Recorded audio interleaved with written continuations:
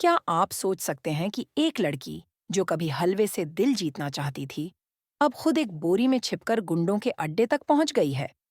नमस्ते दोस्तों, आज मैं आपको एक ऐसे सीरियल ट्रैक की कहानी सुनाने जा रही हूं जो आपको हिलाकर रख देगा। सस्पेंस, एक्शन और इमोशन से भरपूर।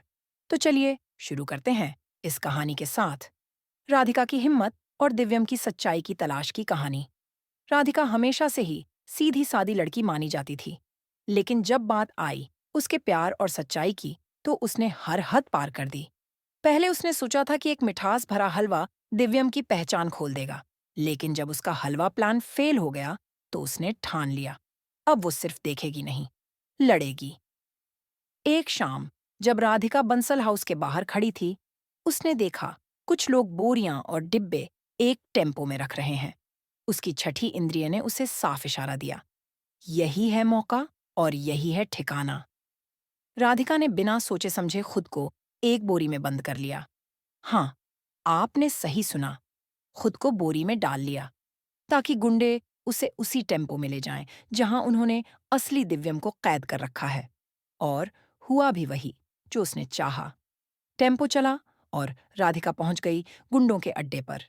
वहां पहुंचते ही, जैसे ही गुंडे खाना खाने चले गए, राधिका बोरी से बाहर निकली और चुपचाप एक पुराने कमरे में जा छिपी। लेकिन खतरा अभी टला नहीं था। कुछ ही पलों बाद गुंडे वापस आए, क्योंकि उन्हें शक हो गया था कि कोई उनके पीछे पड़ा है। राधिका ने फिर से अपने आप को छिपा लिया।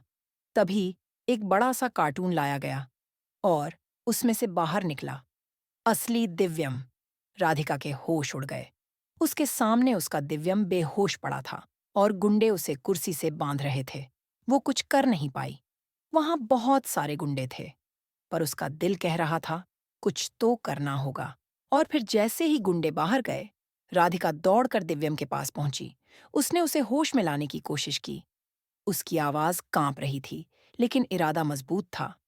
अब सवाल ये है, क्या राधिका दिव्यम को गुंडों के चंगुल से निकाल पाएगी? क्या सच्चाई की ये लड़ाई प्यार की जीत बन पाएगी? आपको क्या लगता है? कमेंट में जरूर बताइए। और अगर आप भी जानना चाहते हैं इस कहानी का अगला धमाकेदार मोड़, तो हमारे चैनल को सब्सक्राइब जरूर करें और बेल आइकन दबाना ना भूलें। With that said, thanks for watching and until next time.